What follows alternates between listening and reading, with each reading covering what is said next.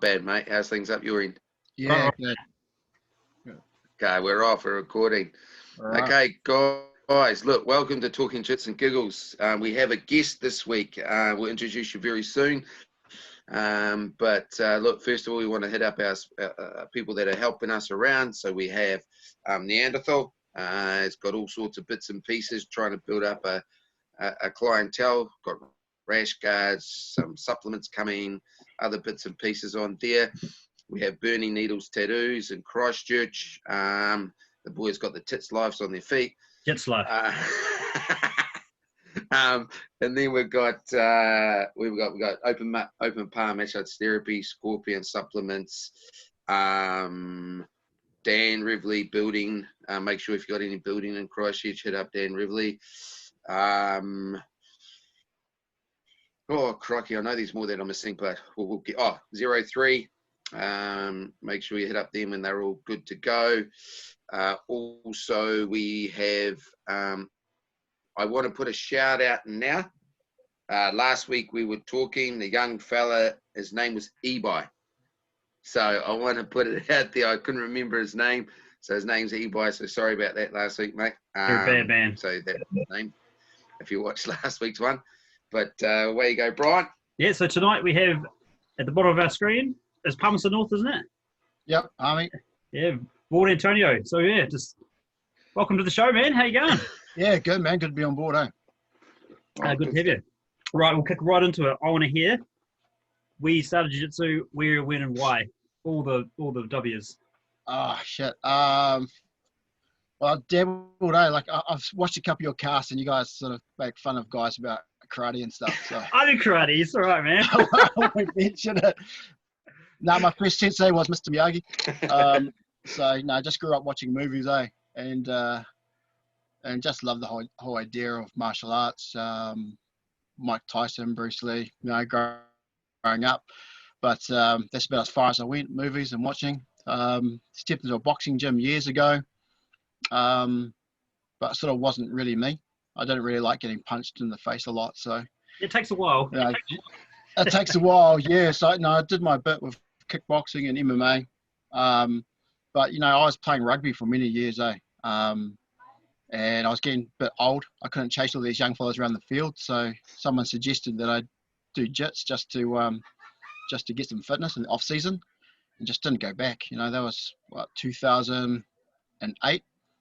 But prior to that, I had a mate, Sam Fematai, who took him 2 years to get me in the gym. I think my story's the same as quite a few other guys. You walk into this gym and there's all these guys in their pajamas just running around on the ground. I was like, nah, fuck that, I can't do this shit. But no, finally got me in. A couple of guys were doing K1 at the time, so I went in there and started sparring with them, and then sort of got a bit curious. So. Is that after you'd done K1 and boxing for a bit, you sparred? Or? Oh, no, I was just sparring with guys. Just stop doing it. No, shit, I wasn't going to do K1. No, fuck that. I saw the guys doing jiu-jitsu. I said, oh, fuck yeah, I can do this. I've been doing rugby for years. It's just like a ruck in the mall. Got in there and just got my ass handed to me by this little 85 kg dude, and just broke me. I just went back and thought, fuck, I'm not doing this shit. This is bullshit. But decided, nah, fuck, I'll just go back, and when I waste this guy, that'll be it. And fucking 2 years later, now I'm still there, and like 12 years deep. So it's hooked. Didn't play rugby after that, and just kept going. So where was that? Like, where did you start when you say a mate pulled you in? What gym was that and where? I started off at the fight shop here in Palmy. Oh, cool. Yeah. Oh, nice. And back then, were there actually many people rolling around in gyms? There are a few, yeah. That was a lot of guys were doing MMA. It was quite young back then, and it was a cool thing to do. We all jumped on board thinking we were going to be the next big thing, and realized I didn't like being punched in the face, and these grown guys in shorts and no tops sitting there punching you in the face was no fun. So I got to protect all this prettiness. So I just stuck with the jiu-jitsu. Oh, nice. And then so you stayed did you stay with that gym for quite some time, or did you move on? I was there for a while, and sometimes you have a change in heart of where you want to be and you want to move on. So ended up moving to a kickboxing gym and just rolling with a couple of guys there. And then before you knew it, I had a bit of a class running, and yeah, I ended up having my own club after a couple of years. So that was cool. So what belt were you when you started that? Like when you moved on? I think it was blue belt. Yeah, sort of moved. Yeah, I didn't really know what I was going to do. It just all fell together. I've been quite lucky over the years. Everything's just fallen into place and moved forward. Yeah, I think jiu-jitsu is really like that though. Like it's if you're playing rugby for one club and you decide to go to another, man, that's fucking serious business. But in jiu-jitsu, like if you're rolling for one gym, they're like, you know what? I'm gonna try rolling here. Everyone's really open to that. They're like, yeah, man, come back if you want to. You know, just do what you want. I mean, awesome. I find now it's like that, but back back in the first day, back in the day, bro, you ain't going nowhere. What's the you're frowned upon, and you know you're outcast. But you know, I played rugby for years, and the whole inter-club rivalry. You know, you'd hate. Oh, well, you didn't hate guys, but you'd on the field you would. Yeah, on the field you would. Yeah. But you know, you'd have a beer afterwards, and you'd hang out, and there's no hard feeling. I just found that really weird when I first started in jiu-jitsu. It was like, oh, you know, Palmy's a small town, so I knew guys from all over the place, and even talking to these other guys, you just be frowned upon. I didn't get it for a while. So when you went out on your own, bud, were you just going out on your own? You just wanted to do jiu-jitsu? Did you have some guidance or anything like that? Well, no. So yeah, there was that old rule where you weren't allowed the same. Like we were with Gracie Baja and Southern Tribes, so you weren't allowed to have two Southern Tribes in the same place, or Gracie Baja or whatever. So I said, well, I'm just going to go off and do MMA and just play around with it for a bit. Then later, Fight Shop went away from the whole Gracie Baja and Southern Tribes, so it was okay. So I ended up holding that down for a while and just went with it. Oh, nice. So, and is that where you've stayed ever since? So you left there, started your own little school, built that up. Is that where you've stayed from then onwards? Yeah, from there, I've just been doing sort of my own thing. So yeah, we're a part of Southern Tribes for a while with Gracie Baja. Then obviously we changed to, well, I wouldn't say change. We just rebranded. Rebranded to American Top Team, no, Indian Top Team, and you know, we just evolve. I was trying to think of the word. Evolve, yeah. Yeah. But yes, we just decided there was too many changes, so we just said, okay, Mano 2 BJJ, and that's it. So simple. That's home now. It's going to stay for a while. Oh, yeah. Nice. So you guys are under New Zealand Top Team? Yeah, we're under NZ Top Team. Yeah. How's that? They're awesomely strong, that's man. That's awesome, man. Like Stevie's a beast. I mean, you've seen him around. He's like this big ass monster, but flexible as fucking. And yeah, man, it's just I like his style because I mean I'm not as big as him, but I like the way that he rolls. He's been able to bring some really top guys over from all over the place, you know, especially with Ricardo Laborio. You know, being able to sit down with him and just talk about all sorts has been awesome. You know, just heaps of opportunities that we've had. We're a bit of a satellite all the way away from Auckland. Probably a good thing now, but yeah, still training. But still training, you know. We're just yeah, man. Just the, you know, it's pure. It's what we do. So you've not long moved into. Now you can quote me on this because I do follow a wee bit, but you've not long moved into a new gym. Yeah, well, revamped. Yeah, so we after the first lot of lockdown, we moved to a new place, set that up, and yeah, we're just up and running, man. It's like everyone wants to get into jiu-jitsu now. Like numbers have almost tripled. Yeah. Kids are awesome, and yeah, we're just pumping along, eh? Nice. Are there many schools in Palmy? Oh man, there's heaps. Wow. Yeah. I mean, back in the day, it was just the Fight Shop. Then I had Massey as well, but that was really transient. I had guys coming in for school, then leaving. You know, we've got combat rooms, the Vanderson's crew. We've got was it GSW anymore? Machado guys through Jay's gym. And a few other break-off gyms as well. So that's quite a big thing. Do you get all the people coming around training together? Yeah, man, we do. It's really cool. Like Brad Rupp had I don't know if you know Yeah, recently. Daughter's been diagnosed with leukemia, so we held a fundraiser at the gym, and we had guys from all over the place come in. So it was really good to share and just roll and have some fun, have some laughs. It's pretty awesome when people do that. I know we've done it a wee bit here. We did one for schtuff, breast cancer and that kind of stuff down at Oceanside, and a lot of people come along for it. Held a seminar plus rolling, so that was the community. I think the community these days in jiu-jitsu is definitely a lot different to what it used to be. Strong. Yeah, sure. And I think that's because everyone is probably growing with each other. So when you would have started, there would have been white belts. Not many get to black belt, but there's probably a few of them that were around Palmy, and now they're brown and black belts. And so your friends, and they are starting schools, and now everyone's joining together. And I think that's a pretty big thing in New Zealand and the growth of it. So that's pretty awesome. Yeah, well, the reality is we're a small sport, compared to the big players. Yeah. So then that's another thing I found with rugby is like, they had all the infrastructure there, and we just all doing our own thing in little silos around like in small towns like Palmy.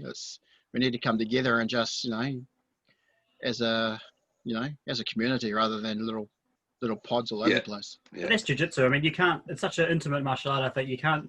You can turn up to rugby and play, but not really interact with other players on the field. Like if just say you're a winger. I'm not hating on wingers here, but you don't get into the rucks as much as everyone else. So you're playing rugby, but in jiu-jitsu you're pretty interpersonal space. So you become pretty close friends. Well, no one's running away, so it's I hope not. Unless you've got real bad giga. Competing wise for yourself, like do you compete? Did you compete right from the get go? What's your story in that one? At the start I didn't really compete, but once I did, I was hooked. I've always been competitive. I think that was the missing part when I first started, was that we weren't really competing a lot on the scene. And then when I branched off, I decided, look, I've got to compete. I've been competing with rugby for many years. So yeah, when I did, it was all go. Just all the NG grapplers. Palmy, we had to travel to Auckland about 8 times a year at least, plus camps and everything as well. So wherever there was a registration, I was there. I was pretty keen. You've done some big comps, haven't you? So a couple of worlds. Yeah. I went to Worlds in 2016 as a purple belt. Nice. How'd that go? Refreshed purple belt. Didn't go too well.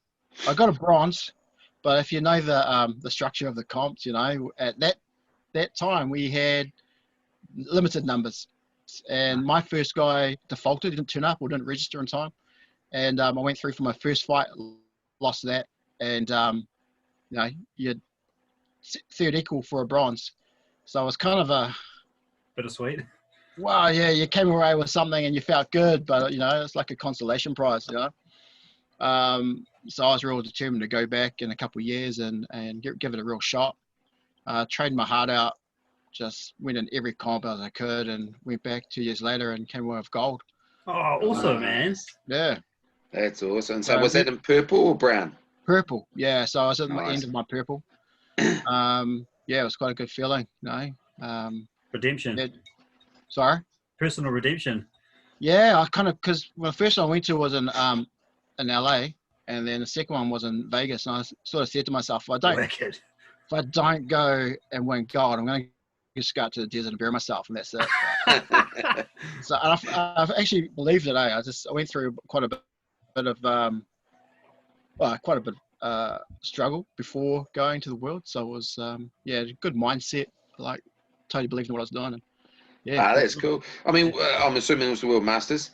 Yep, World Masters. Yeah, it's freaking I can't remember that when I went, but it's an awesome.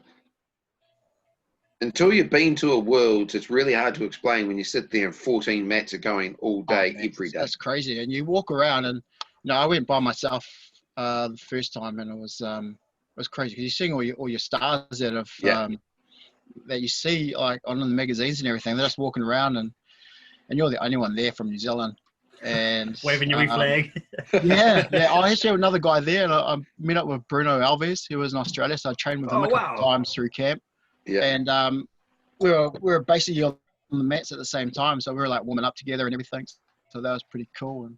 And he's quite popular around the place. So everyone's asking me, how do you know Bruno? La, da, da, da. So I was like a pretty popular. Oh, we're just good mates, man. We're sweet as. Yeah. default celebrity. I'll take that. Yeah, that was cool. And that first time really overwhelmed. Like even checking in.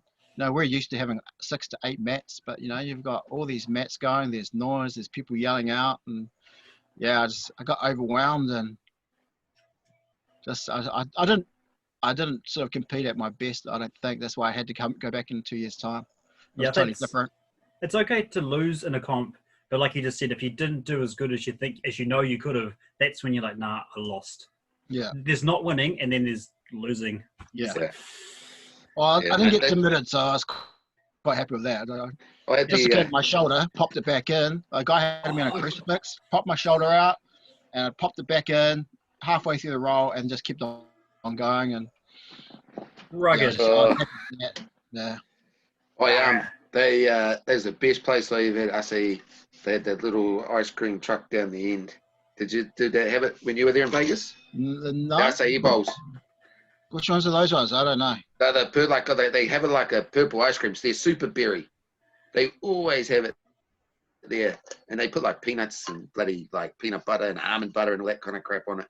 Best thing I've ever tasted, anyway. After my fight, I said, "What was a temple working up to?" As soon as I finished, mate, my body wasn't a temple. I was into it. Oh yeah, I know that feeling. Yeah. No, that's pretty cool. So, did you get to train much while you were overseas at different places? Yeah, that was quite amazing. The first time I went over, I registered for the Gracie Baja camp, and so we went out to Irvine, took a train out all by myself, turned up at this place, and I get changed. One of the first ones there, I walk up the stairs, and there's Carlos Gracie Jr. just sitting there, warming up, talking to people. I was like, "Hey, man, really?" And I was like, "Oh, hi, this little." I mean, oh shit, you master, you're adult, but you go straight into kid mode, you know. And boy, oh my god. Yeah. And like halfway through the session, you know how you have guard game where everyone just goes through, files through, you got to pass guard or whatever. Yeah. Carlos Gracie Jr. was there, just finished. There was 2 lines, and me and this white belt were both on the front of the line, and I looked across to this guy, and he looked at me, and we both sort of ran, and he beat me there. So I kept on trying to get round the line so I could roll and just and have a play, But But still, man, I had almost 30 black belts on the mat, and that was the first time I seen that many black belts in one place, So awesome. It was cool. Yeah, it's a pretty impressive and like you say, and daunting time, especially when you go to a Masters anyway, because you rock up to a mat. I mean, I was a brown belt when I went, and I was looking at all the other mats. So I obviously interested in my age group. You sit there and you look at it, and then you got these dudes the same age as you, black belts, and they got like 3 or 4 stripes on their belt. And you're thinking, oh my God, how long have you been doing jiu-jitsu for? You talking about black belts? Yeah, black belts. Oh, yeah. And it's just like, man, that is that is so cool. It's just so cool to see. Yeah. Well, I'm actually a bit naive. I went over there thinking, my first one, these are going to be all older, overweight, unfit guys who just want to casually roll. That's and I turned up and these guys are fucking huge. They're massive, And I was like, oh shit, this is going to be a hard smash. But well, second time was, as I said, that mentality. I just wanted to just smash and get it all out of the way. So who went with you then? Did you go with someone else then, or? No, I went by myself. Yeah. Lone soldier. Yeah. Yeah. So that was good. Had a better mindset. Really focused on mental prep. So that was really cool. Did you get to train in Vegas? Yeah, I trained at Couture. Oh, wicked. Yeah, so that was pretty cool. There were no celebs going. I was trying to look for what's her name? I didn't. Misha. Misha wasn't there on the day. Got a photo of your locker though, so it was a bit scary. The girls' locker. Do you find traveling overseas to compete by yourself is better, or because there's less pressure of not performing in front of other people, or do you find better going? Yeah, I like it because I just get into my zone. Yeah. Yeah, just do my own thing. I just like anytime I go overseas, I just like to chuck a backpack on, jandals, and just roam wherever. That's pretty cool. So you just go in your time, and that's it. And you don't have to worry about, are you enjoying yourself? Are you happy? Are you got enough to eat? So there's no hangers on. So I'm pretty friendly, so I can meet people. Vegas is a pretty cool place to do that too. Yeah. Oh, that's crazy. Trip, man. Mate, the first time I went to Vegas, I was just like, whoa, holy shit, this place is amazing. It's all fake. You feel like it's still daytime, and you go outside like, holy fuck, it's nighttime. Yeah, like I couldn't sleep at 2:00 in the morning, so I get up and it's just like normal day. Everyone's just all over the place. Shops still open. Oh, nice. So, okay, so you talked a wee bit about rugby. Is what other hobbies do you do outside of jiu-jitsu, mate, to keep you a bit sane and that kind of stuff? Always like gym. I've got a gym at home here, so I just work out a little bit. Not a lot, obviously. I'm not as big as Cam Steer, but I try to keep my body together at 46. So I've got my dogs, got the family. I used to be like that jiu-jitsu zombie. Everything was about jiu-jitsu. Now I sort of just chill back a little bit and just focus on jiu-jitsu when I'm at the gym. Try not to watch too many videos during the day. Will come up, the boss will tell me off sooner or later if she saw heaps of BJJ videos coming up all the time. But I just try to keep chill, just love life, and just that's it. So really. What do you do for work? I'm a health promoter working in iwi Health, within the community. It was good. I've done quite a few different bits and pieces actually. That I was thinking about today, like every job I've had, I've been able to intertwine jiu-jitsu in some way. Like I was a lecturer at exercise sports science at UCOL. I was Samir's teacher. You had Samir on. Oh yeah. Yeah, and I had a little crew of guys who would. Well, I'd always practice upstairs in the gym, like boxing, whatever. And the guy started coming up to me and say, "Oh, what do you do?" I said, "Yeah, jiu-jitsu. It's kind of like jiu-jitsu. It's kind of like wrestling and stuff, blah blah blah." I hate talking about it because everyone's like.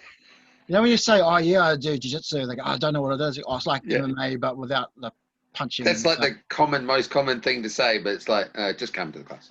Yeah, that's like I don't want to talk about it because then they go, "Oh yeah, my kid did taekwondo. He's a blue belt. What belt are you?" I'm like, "Yeah, I'm a blue belt." Like, yeah, but I mean, I was able to intertwine like teaching these guys a little bit about jiu-jitsu, teaching them how to do arm bars and choke people out and stuff, and they started writing about it in their assignments. Oh, cool. Yeah, these guys were like, some of them were like C students almost failing, and they ended up being, starting getting Bs, and one guy ended up getting straight A's in his last year. So nice. Ended up getting a program, like they recognized it and said, okay, we'll actually fund you to get some mats and get some equipment, and they'd pay for our vans to go to Auckland. So that was quite a good program. That's cool. Yeah, so. Well, look, I think there's a big benefit in jiu-jitsu. I'm always talking about it with kids or life in general. I talk to my students, when you sit down and have a chat. I don't find anything at work more stressful than I do when someone's really trying to choke you. Yeah. And you're trying to get out of it. Yeah. You have your times, but I find it very useful.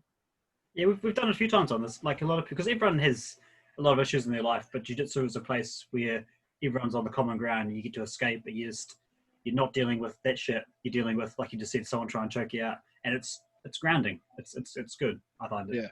Yeah. Like I did for my postgrad stuff. I did public health, and I was at the time I didn't want to do public health. I wanted to do more sports stuff. So I did this my research on well-being, the effects of jiu-jitsu on well-being. And so I just went around and just interviewed all the black belts that I knew in North Island. So Vanderson, went to Pinner, Stevie, who's the other one that used to be from?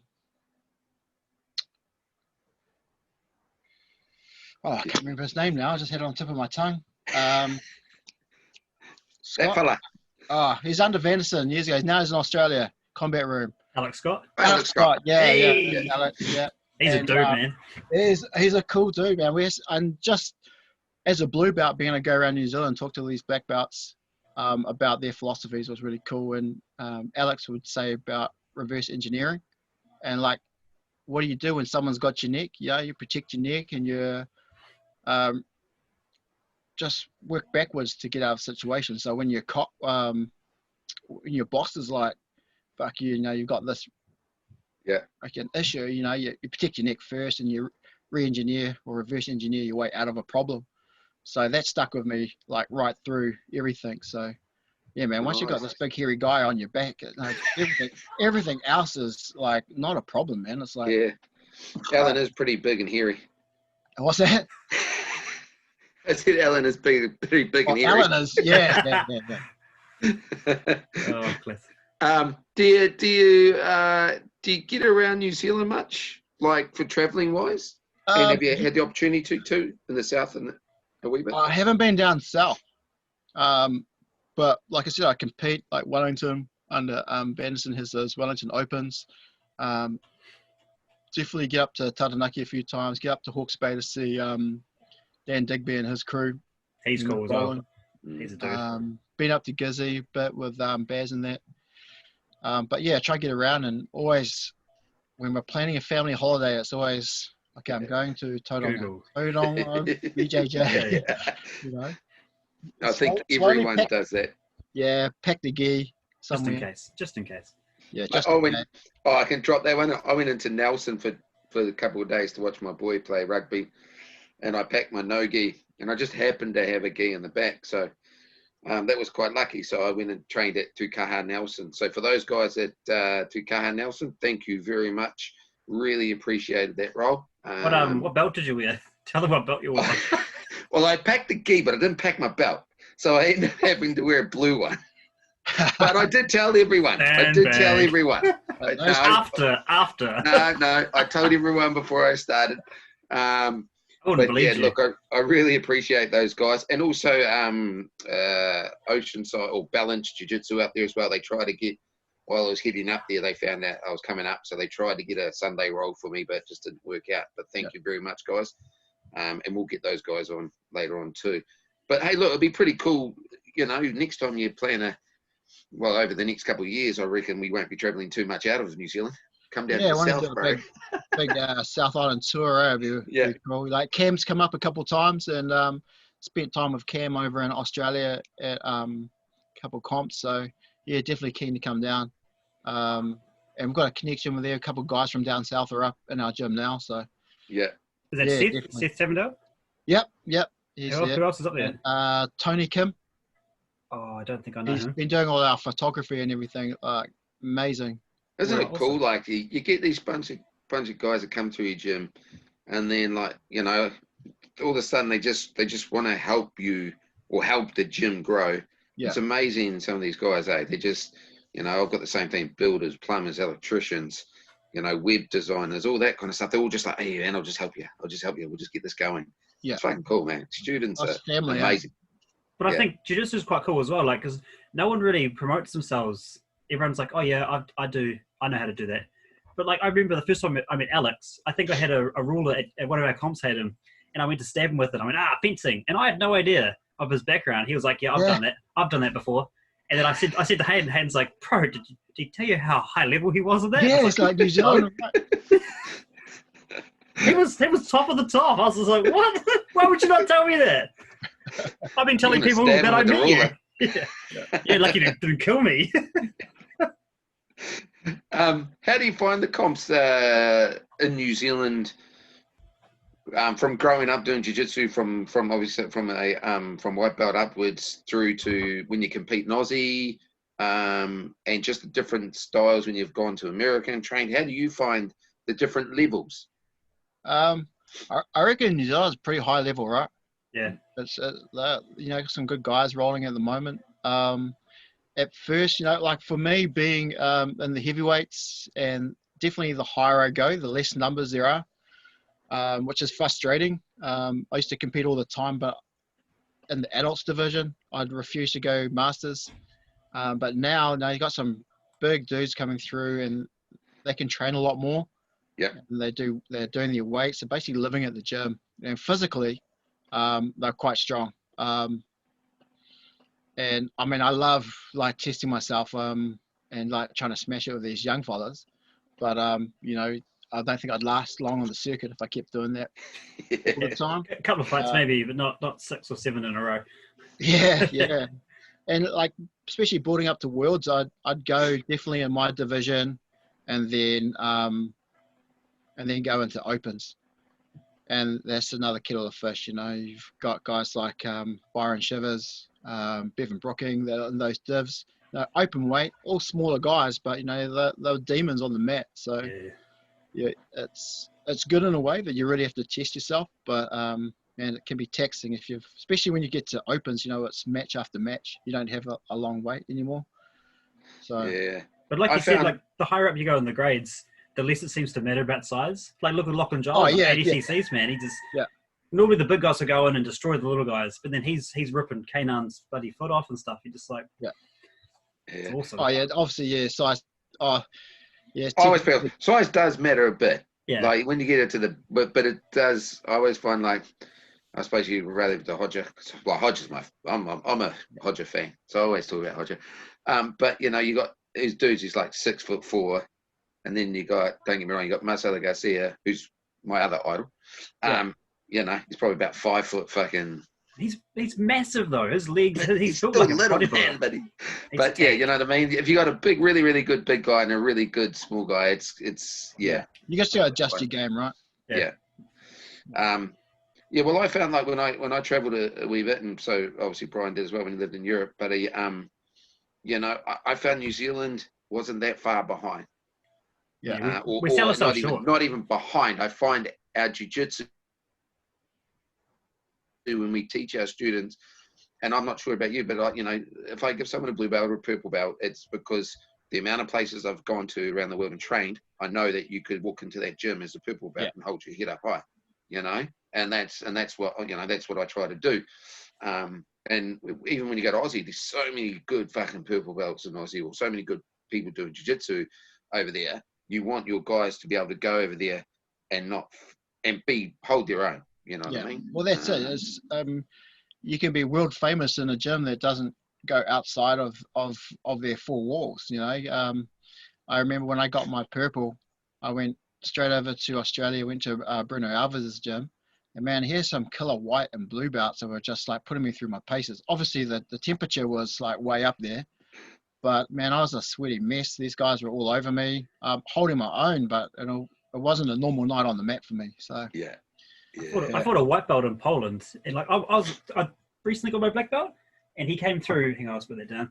And he was in my guard, and he tried to do an Ezekiel choke, and I was like, "You will not get tap tap." And he was like, "What are you doing?" I said, "Dude, I was about to go to sleep." Like I gave it no respect, but and that was my biggest thing. I was like, "I'm a black belt. He can't get me." Turns out he was like a wrestling champion, but doesn't matter. I should never have let him get as far as he did. Yeah, white belts, they're just a menace. No respect. I tell my white belts all the time, it's like, you guys just, because they naturally want to get out of shit, and they naturally want to like smash you. Kill you. And there's no respect for the belt, because they don't know hierarchy. They just know, like, this is a fight. I'm going to prove my worth. I mean, I had a guy last night, and he just put me in some weird ass choke, you know, just basically just wrapped me around the head.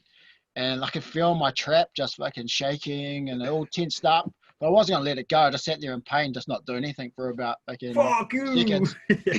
And just like finally got out. But he didn't know what he was doing. But pain in the ass. It's like that. I just I do. I also, and I talk about kids jiu-jitsu and that generation coming through. Those ones, man, they are like, they just. I love teaching kids jiu-jitsu, and I love seeing kids progress. And now that I've got a few of them coming into the adult classes, and you see, you know, a young kid that's been doing jiu-jitsu for 4 or 5 years, and then, you know, you got a recently new white belt come through, and then this you just see the white belt look and you say, holy shit, this 13-year-old just smoked me. You know, and but they just have no fear. And like I said, I said this the other week, you teach them something and they just pick it up. They just go and they just don't give a damn if it fails. They don't care. They just keep doing it until they get it. Yeah. Takes And me once 2 they've got years. it, they start messing with the older guys in the club, and older guys get like, oh, I need to do a PT. I need to figure out how to keep the 16-year-old off me or something, It's It's quite funny when we get new guys to the gym. Like we get rugby guys that will come in, because I work with the Turbos, the Mano 2 rugby team. Cool. So we're just at the moment going through like a few techniques, like incorporating jitsu and wrestling to some of the moves and stuff. But a guy that'll come in. We had the coaches come in the first time they started talking about jiu-jitsu for rugby. The coaches came in and they are still quite big. So I gave him one of my girls and one of my 15-year-olds. And man, you've seen these coaches were absolutely wrecked after like 5 minutes, and we were just pummeling. And they were like, "Fuck, is this it? Have we finished?" And I'm like, "No, we've still got like an hour to go." Oh yeah, it does really. It's quite for me. It's a thrill. Yeah, it's just a thrill to see these young kids come through and compete, and they just want to compete and just see them grow in an environment that they just thrive at. They just want to come to training. They just want to keep coming. Oh man. Yeah. When I'm riffing at NZ Grappler, when you see some of these kids come through, you just can't believe like the skill level that they've got and how precise they are with their movements. And it's like sometimes I'm watching and my jaw's down. I'm like, oh fuck, that's 4 points. Yeah. No. I was just gonna say, you forget your riffing because you're so amazed and just like watching it. Start clapping. Oh shit too. Yeah. And sometimes you just want to yell out to them as a ref, go, oh no, get the leg, no, do this. Like, oh, no, I can't do this. Because it was another conversation I had. It's like with Huna, he was coming in for a massage because we have a massage therapy connected to our gym, and he was coming in for that. And we were just talking about the younger generation, and we are talking that I've got to say it's right, Roturo twins. Rotolo. Yeah. And and I said, well, look, these guys have been doing it since they were 5, 6.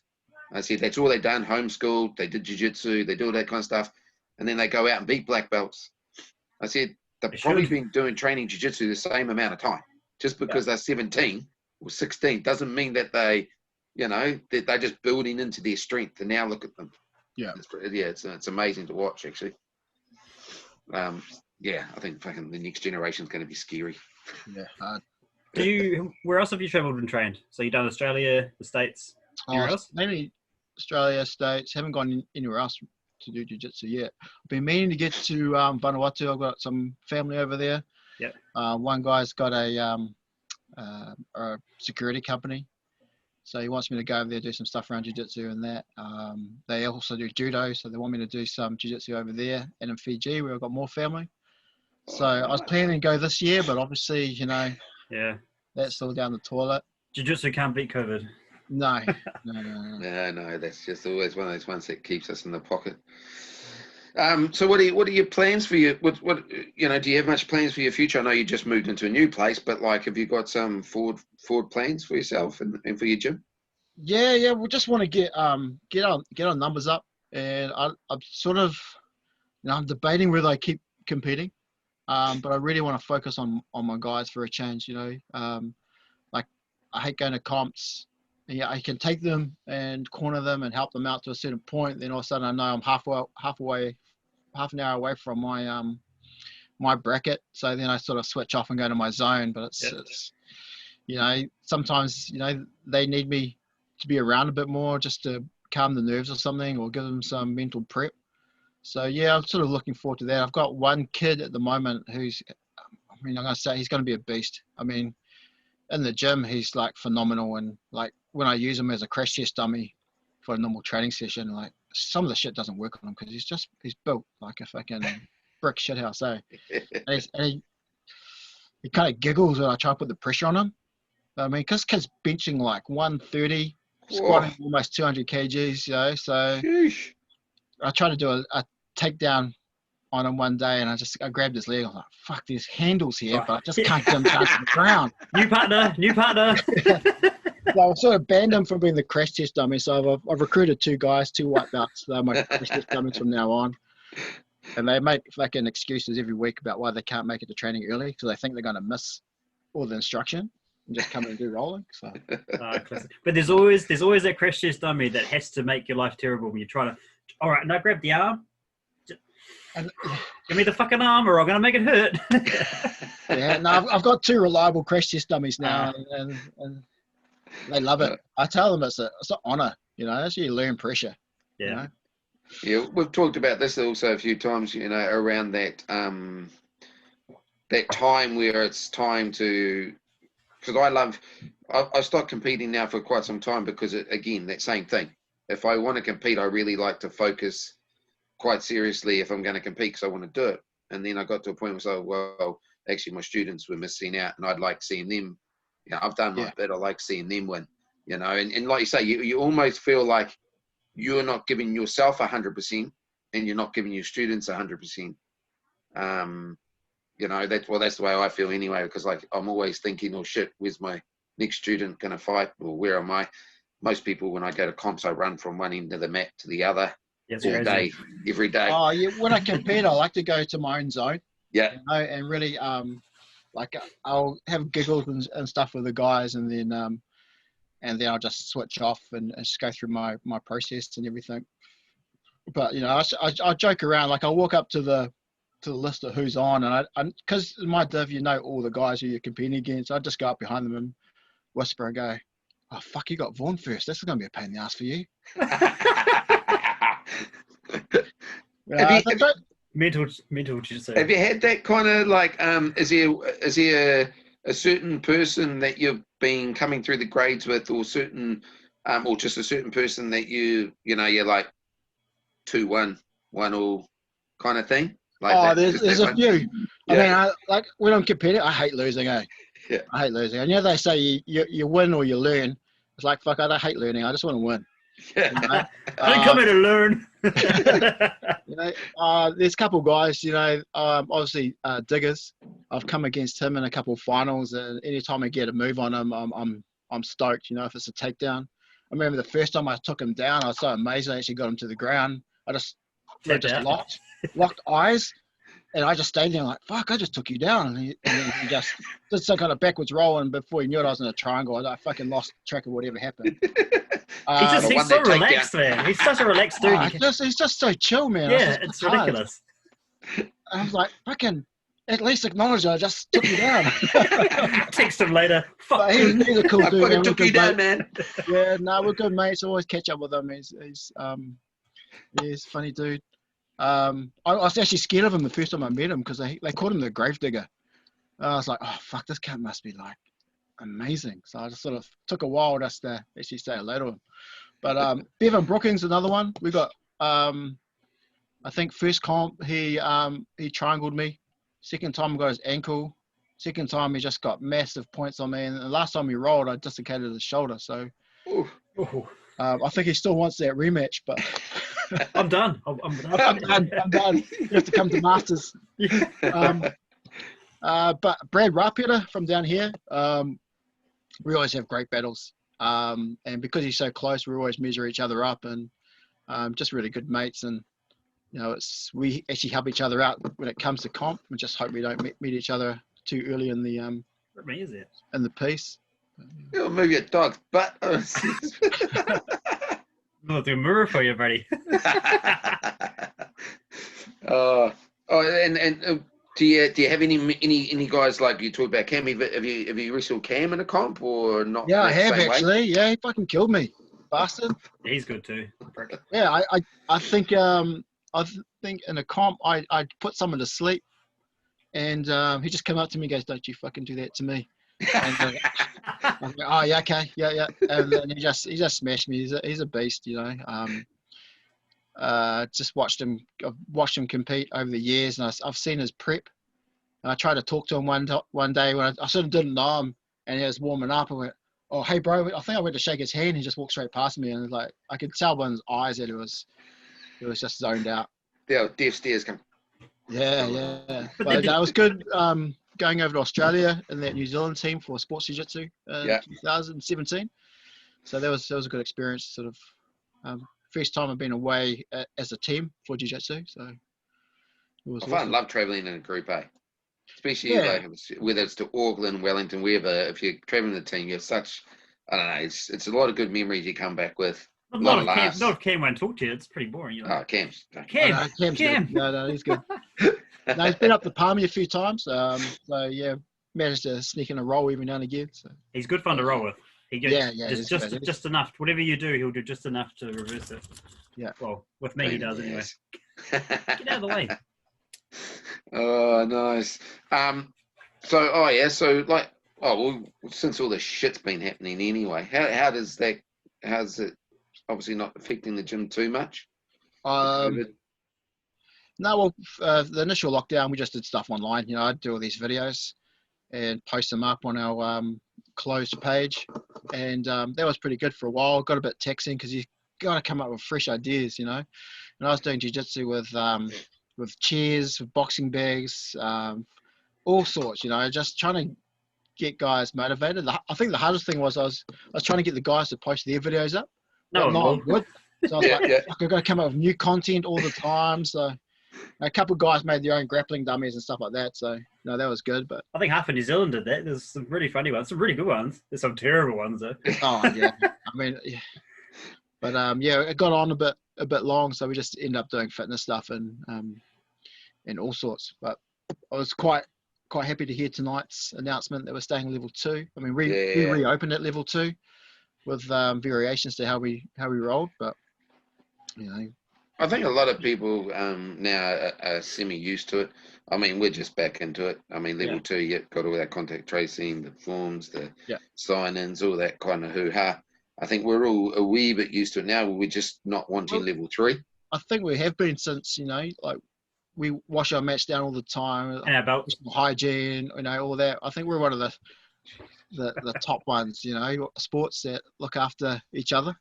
Well, if you don't wash your gi in that, belt jokes aside, if you don't wash your gi, someone's always going to say, "Hey, bro, you stink. I'm not rolling you."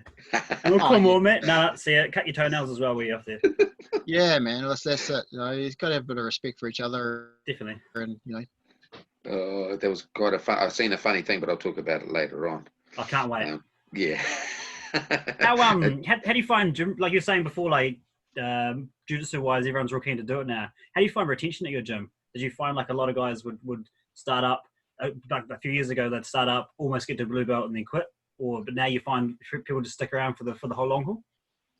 Yeah, I think there's always that story around blue belts. They get their blue belt, then they go disappear. So most gyms are like bulk of the members are white belts. Yeah. And I've heard stories of guys will tell me like months after they started that I actually sat outside the gym for 2 hours before I actually came in. So that's just getting them in the door and making them feel welcome. And I tell the guys, look, you're going to get beaten up. I'm going to be honest with you. You're going to feel like shit. You're going to get thrown around. But, in 2 weeks' time, there's a new guy that'll come to the gym. You'll look at him and his turn to get beaten up. But just don't tell them until they sign up. Yeah. But I had one guy, he signed up and I was telling him about it and, how, you'll get your day. But after that, we had about 6 guys that came in, like all big, musty rugby guys. And this poor guy comes up to me a couple of weeks later and goes, "I thought you told me that I'm about to handle these guys." But, he's like 2 years deep now. So, yeah, he's loving it and he's moving really well. So, I think retention-wise, it's just, I think we're a family club. So, as long as everyone's happy. If guys come in and they don't like I always say, like if you don't like the vibe, we've got 5 other gyms in town, so as long as you take up jiu-jitsu, it's all good. We'll see each other again, I've got the same philosophy too, man. Not everyone's gonna like the way I teach or the way people teach. So I'm just like, don't give up, man. Because we just need more people doing the sport. Yeah. There's so many benefits around it, It's cool. It's really cool. It was quite funny when you're talking about big guys. I used to have a little fella, Stephen. I think he might be up your way now. I'm not too sure. I know he's in Tauranga, I think. But anyway, and he said he's like 60 kilos dripping wet. Yeah, if he's lucky. But it used to be the funniest thing because he was probably out of one of all my students. He picked jiu-jitsu up like I've never seen anyone pick it up before. It was amazing. He was I awesome. showed him how to do a twister one day. He come back the next time. He knew how to do twister from everywhere. Wow. But it's funny. Like I said, he's 60 kilos dripping wet, and you get all these guys that walk through the door thinking they're big and muscly, and try to put on a few people, and then I'd just say to Stephen, "No, you can roll him next, mate." And then straight away he's off. I think there was what was that dude? He's in Auckland, the big fella. Oh, Justin Miller. Justin got him in Miller. Justin had him in a guillotine. It's the best fight I've ever seen. So Justin and him were white belts or blue belts at the time, and he is 5 foot nothing. Justin Miller, obviously, he's a big boy. 100'6". Guillotine Stephen. He standing guillotine, picked him up. Stephen did almost like a handstand on him, then did a monkey crawl up him. While I said to Stephen, "Are you all right?" And he just did a big like, "I'm all good." Well, he was clipped onto him. I'll find the video. I'll link the video into the YouTube as well. I'll have to, because it was the coolest thing I've ever seen. And he's got this massive head of dreads as well. So he's got looks like he's got the predator in a headlock as well. Oh, Justin's he's a cool dude. He's a big boy. Oh, is he what? Yeah. So do you guys have many comps and that kind of stuff? You guys run many comps or anything like that? We do every now and again. We try to keep it fresh and do sort of not gimmicky, but different sort of bits and pieces. I always try to get the white belts involved, just to give them that feel of competition. So every now and again, we'll just say under 70, under 80, white belt and blue belt come in, just a really small comp. Yeah, just in house. I did one a while ago, submission scramble. We had 10 guys on the mat, all rolling at the same time. And like you're partnered up, right? And then if you tap your partner out, you get to have a rest until the next person taps. Yeah. And then you guys give them like 30 seconds rest, and then you go for it. So it's the last two rolling. So we had that a while ago, I think almost a year ago. And we just said, okay, $500 for each winner of each division. Oh, cool. So we had guys coming from Auckland and everything, like get the money. So it was good. Pat came up from Wellington. We had Diggers come down. It was just cool, it was something different. And guys get into it. We have quite a few guys that really want to do MMA at the moment. So yeah, we'll do some shoot boxing. Water it right down. Sort of, I used to have C class, A, B, C class. We'll strip it right down to F class. Just to get a little bit of jitsu and punching going on. Just fuckers class. Yeah. The MMA stuff, I just hate seeing guys just jumping in for big ass fights with like minimal experience. It's just scary. mayhem. It's scary. Like I'm saying that I jumped in for my first MMA fight after October. Jumped in March for my first fight. So you're speaking from experience then, like it's. Yeah. I mean, I knew nothing. Do you remember Joe Muir?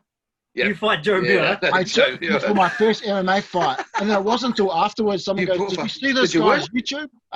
Did you win? He got me in. That's why I said, man, I was shit at fucking MMA. He was a tank. He is like, I did a right, started kicking him, and then he got me to the ground and just fucking sat on my chest and punched me in the head. First time I've met Joe Muir, I was, it was before I started jiu-jitsu, and I was in the gym doing bench press.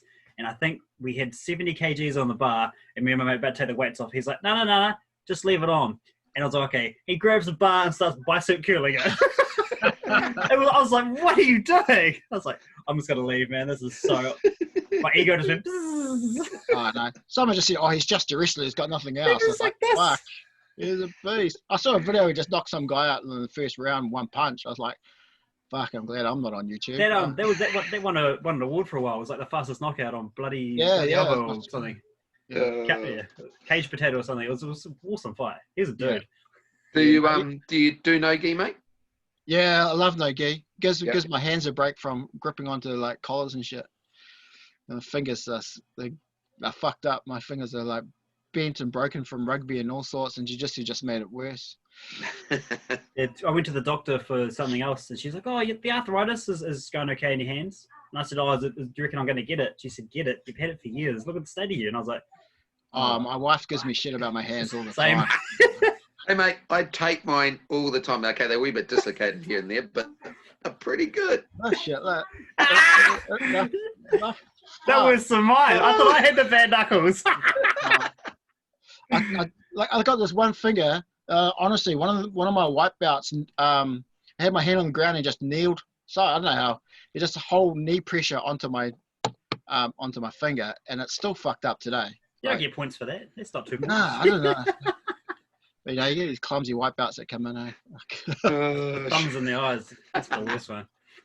Oh, hey, look, we could talk for ages, but look, I just want to say thank you very much for coming on. So what we do is we have 5 questions that we hit at the end. Is it my turn or yours, Bryan? Oh, I think it's mine. Yeah, I think it's yours. Yeah, I got some. So we'll just hit it through, mate. They're like rapid fire ones. Well, we say 4. The last question's always the same. But yeah, okay, Bryan, you hit it off, mate. Right, so you said right at the start, you started your journey through movies. What's your favourite martial arts movie? Oh, it's got to be Karate Kids. All of them. Oh, not the latest one. The first one, maybe. That's the most influential for me. I showed my kids that one recently. They loved it. Yeah. Pull your head in, Hayden. Top game or bottom game? Top.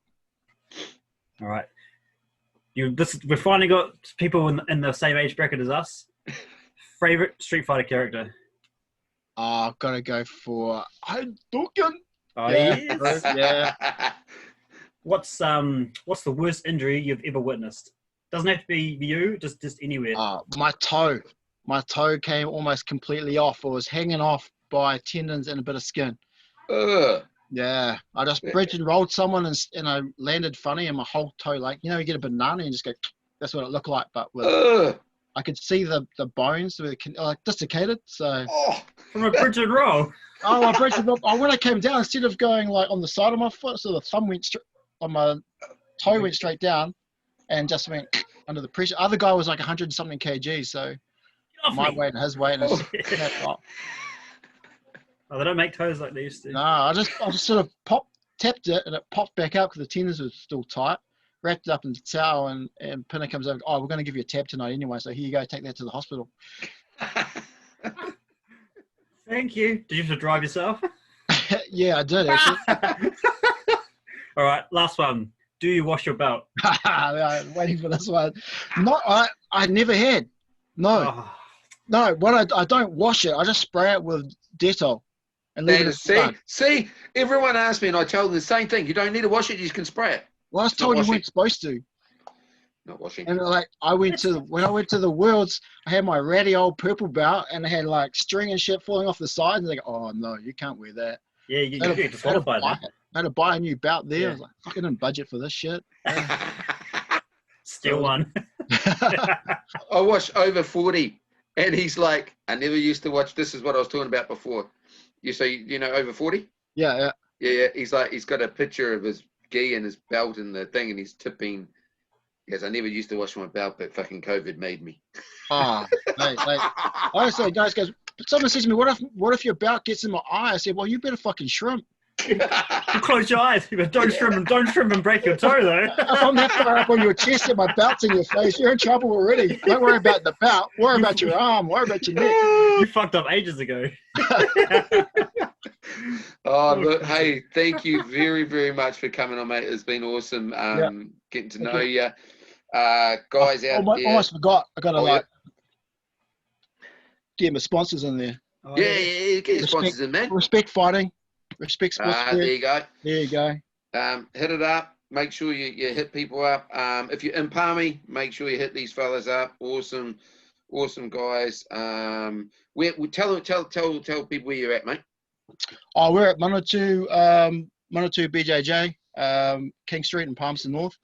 So come along, have a roll, have a play, talk some shit, and we're all good. So make sure you get out there, guys. If you're in Palmy, hit them up. Make sure you share this video. If you don't even like us, that's all cool. I don't even know you. Just share it anyway. Yeah. But we don't take, we're pretty relaxed kind of people. But it's pretty cool if you could just share it and get it out to the community. And then that way someone might like it when they're driving to work and want to listen to us talk shit. Yeah. Hey, have you guys got subtitles ready for Alan when you do his one? I've heard he's yeah, well, we heard it. I've talked to Alan a few times. I actually I haven't talked to him in a wee while, but I thought he was not too bad. He got worse. He must be mixing the North Island accent with the The foreign accent. So when he gets excited, mate, you got to listen real quick, real attentively. Again, mate. Hey, look, thank you very much for coming on, bud. Hey guys, thank you. I'm looking forward to coming down south and seeing you fellas and catching up face to face. I'm going to use your Respect Fight Weird photo from your Instagram page as well. I'll use that to advertise this one, so I'll get double shout outs in there for you. Oh man, awesome. Nice. All right, guys. Okay, brother. Okay. Take it easy, man. eh? Thank you very much. Cheers, Figure bro. out how to turn this off. Okay. I think you do leave.